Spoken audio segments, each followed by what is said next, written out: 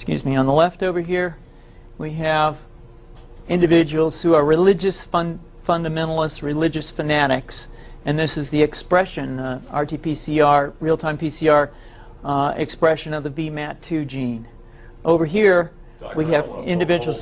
So let me complete. So over here, we have individuals who are not particularly fundamentalist, not particularly religious, and you can see there's a much reduced expression of this particular gene, the VMAT2 gene.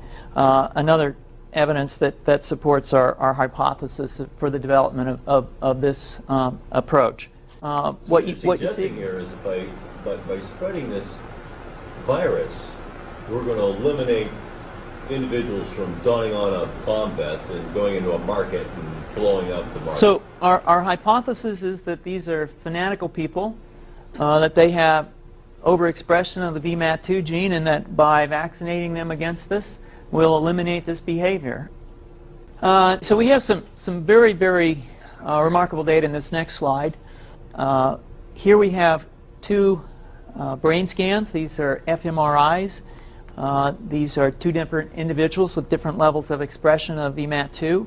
On top is an individual who's a religious fanatic, an individual, and we've repeated this numerous times, that has high levels of VMAT2.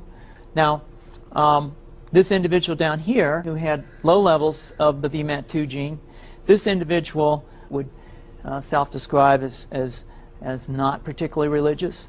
In each case, these individuals were read a religious text. This individual lit up the right middle frontal gyrus, shown here, and that's a part of the brain that's associated with theory of mind. It's a part of the brain that has to do with intents and beliefs and desires. In contrast, in marked contrast, here's an individual who would not particularly self-describe as religious, and when they're read a religious text, what you see is that this part of the brain called the anterior insula lights up. This is a part of the brain that's associated with disgust or displeasure on hearing something. So you're suggesting I take a CT scan with me when I'm evaluating people to determine whether I put a bullet in their head? So the data that I'm presenting here supports the concept that we're proposing, and I think that we would not propose to do CT scans or fMRIs on individuals out in the hinterlands of Afghanistan. The virus would immunize against this VMAT2 gene, and that would have the effect that you see here, which is it's essentially to turn a fanatic into a normal person. And we think that will have major effects in the Middle East. How would you suggest that this is going to be dispersed, the aerosol?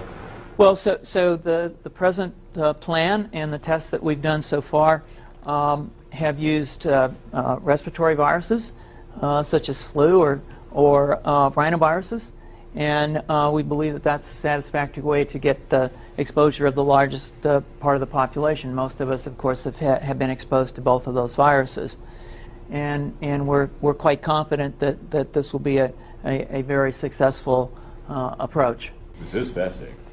What's the name of this proposal?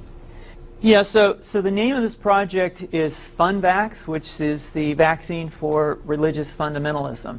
And you have a proposal already?